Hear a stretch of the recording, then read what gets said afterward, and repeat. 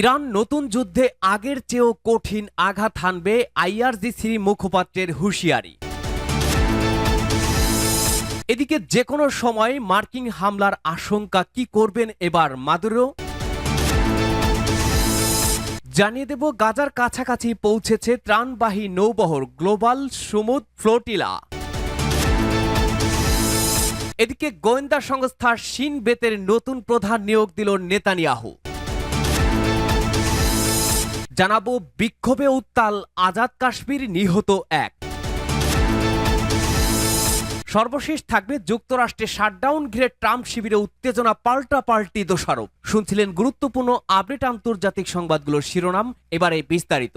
আজকের সংবাদ সম্পর্কে আপনার মূল্যবান মতামত লিখে জানান। জানিয়ে দিন কোন স্থান থেকে এই সংবাদ শুনছেন অথবা দেখছেন। ভিডিওটি ভালো লাগলে লাইক, কমেন্ট, শেয়ার করে সর্বশেষ আপডেট সংবাদ সবার আগে পেতে চ্যানেলটি সাবস্ক্রাইব করে পাশের বেল বাটনে প্রেস করুন।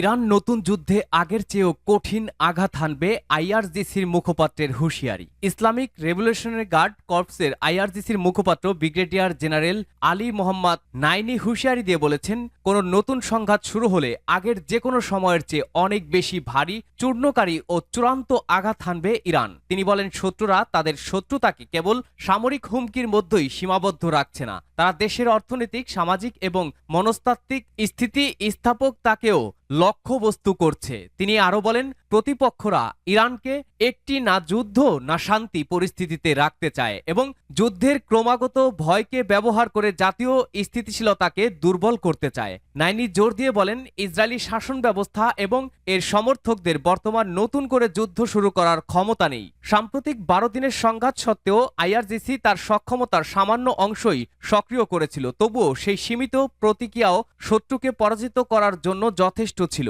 তিনি আরো বলেন, আইআরজিসি এবং সশস্ত্র বাহিনীর অন্যান্য শাখার বিশাল অংশ এতে অংশ নেয়নি, কারণ তার কোনো প্রয়োজন ছিল না। নাইনির মতে, ইসলামিক প্রজাতন্ত্রের একটি শক্তিশালী প্রতিরোধ ফ্রন্ট, সেই সাথে বিস্তৃত স্থল, নৌ এবং অপারেশনাল ইউনিট এবং অন্যান্য প্রতিরক্ষা সক্ষমতা রয়েছে, যার সবকটি প্রয়োজন হলে মোতায়েন করা হবে। সূত্র ইরান ফ্রন্ট নিউজ। যে কোনো সময় মার্কিন হামলার আশঙ্কা, কি করবেন মাদুরো?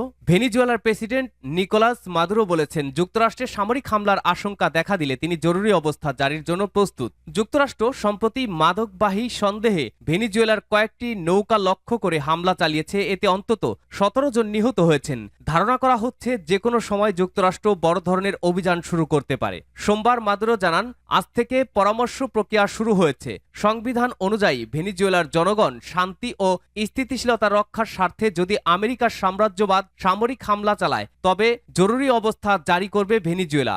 একই সময়ে যুক্তরাষ্ট্রের প্রেসিডেন্ট ডোনাল্ড ট্রাম্প ভেনিজুয়েলার উপকূলের কাছে আন্তর্জাতিক জলসীমায় যুদ্ধজাহাজ, পারমাণবিক শক্তি চালিত সাবমেরিন ও F-35 যুদ্ধবিমান মোতায়েন করেছেন। পুয়ের্তো কিরোতেও মোতায়েন করা হয়েছে যুদ্ধবিমান। সাম্প্রতিক সময়ে ক্যারিবীয় অঞ্চলে এটি সবচেয়ে বড় সামরিক মার্কিনদের উপস্থিতি। ট্রাম্প প্রকাশ্য দাবি করেছেন, মাদক বিরোধী অভিযানের অংশ হিসাবে এই মোতায়েন। মার্কিন বাহিনী এরই মধ্যে আন্তর্জাতিক জলসীমায় 3টি ছোট নৌকা ধ্বংস করেছে। ওয়াশিংটন বলছে নৌকাগুলো মাদক পাচারের কাজে ব্যবহৃত হচ্ছিল, কিন্তু ভেনিজুয়েলা বলছে এটি আসলে তাদের বিরুদ্ধে অঘোষিত যুদ্ধ।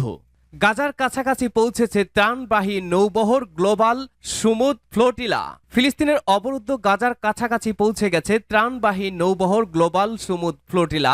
আয়োজকরা জানিয়েছেন, নৌবহর ইসরায়েলের ঘোষিত বিপদ সীমায় প্রবেশ করেছে, যা গাজার উপকূল থেকে প্রায় 118 নটিক্যাল মাইল দূরে। এই নৌবহরে মোট 45টি জাহাজ রয়েছে, এর মধ্যে 2টি পর্যবেক্ষণ ও আইনি সহায়তা প্রদানের জন্য, বাকিগুলো ত্রাণবাহী ও যাত্রায় স্বেচ্ছাসেবী রয়েছে 497 জন। বহুজাতিক এই অভিযানের বিশ্বের বিভিন্ন দেশের কর্মী ও প্রতিনিধি রয়েছেন। তাদের মধ্যে রয়েছেন জলবায়ু আন্দোলন কর্মী গ্রেটা থানবার্গ, বেশ কয়েকজন ইউরোপীয় পার্লামেন্ট সদস্য এবং নেলসন ম্যান্ডেলার নাতি নকোসি জায়োলিভিয়ে ম্যান্ডেলা।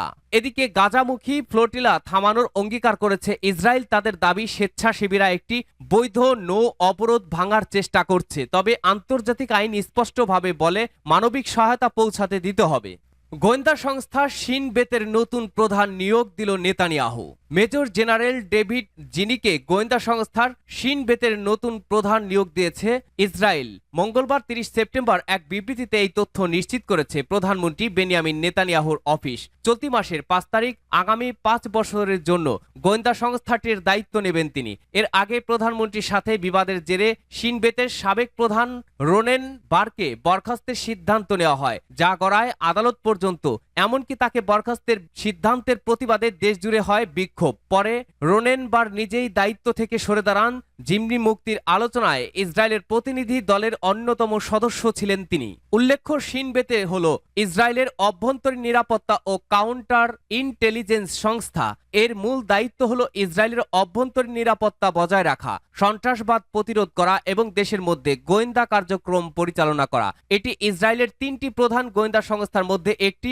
অন্য দুটি হল মোসাদ, যা বৈদেশিক গোয়েন্দা কার্যক্রম পরিচালনা করে, এবং আমান, যা সামরিক গোয়েন্দা সংস্থা। 1948 সালে ইসরায়েল প্রতিষ্ঠার পরপরই শিন বেত গঠিত হয়। এটি সরাসরি ইসরায়েলের প্রধানমন্ত্রীকে রিপোর্ট করে। সংস্থার সদর দপ্তর তেল আবিবে। কার্যক্রম সাধারণত গোপনীয় হলেও ইসরায়েলি সমাজে এটি অদৃশ্য ঢাল হিসেবে পরিচিত। বিক্ষোভে উত্তাল আজাদ কাশ্মীর, নিহত এক। বিক্ষোভের আগুনে দাউ দাউ করে জ্বলছে পাকিস্তান নিয়ন্ত্রিত আজাদ কাশ্মীর। সোমবার নিরাপত্তা রক্ষীদের সঙ্গে সংঘর্ষে একজন বিক্ষোভকারী নিহত হয়েছেন। তারপর থেকে সময় গড়ানোর সঙ্গে সঙ্গে আন্দোলন আরও তীব্র হয়ে উঠেছে। গত কয়েক মাস ধরেই বেশ কয়েক দফা দাবির ভিত্তিতে আন্দোলন শুরু করেছেন আজাদ কাশ্মীরের বাসিন্দারা। আন্দোলনের নেতৃত্বে রয়েছে Jammu Kashmir joint Awami action committee JKJAAC। গত সোমবার থেকে পরিস্থিতি আরও জটিল হয়ে উঠেছে।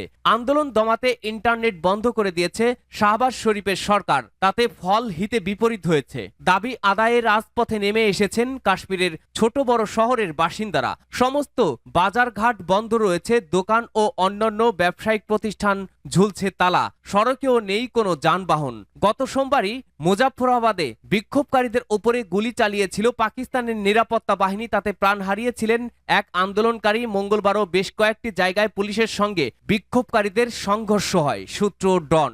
যুক্তরাষ্ট্রের শাটডাউন ঘিরে ট্রাম্প শিবিরে উত্তেজনা, পাল্টাপাল্টি দোষারোপ। যুক্তরাষ্ট্রের শাটডাউন ঘিরে ট্রাম্প শিবিরে উত্তেজনা শুরু হয়েছে, পাল্টাপাল্টি দোষারোপ। শাটডাউনের জেরে ফেডারেল সরকারের কার্যক্রম বন্ধ হয়ে গেছে। মার্কিন কংগ্রেসে বাজেট বিল পাশ না হওয়ায় মঙ্গলবার 30 সেপ্টেম্বর মধ্যরাত থেকে কার্যত অচল হয়ে পড়েছে ট্রাম্প প্রশাসন।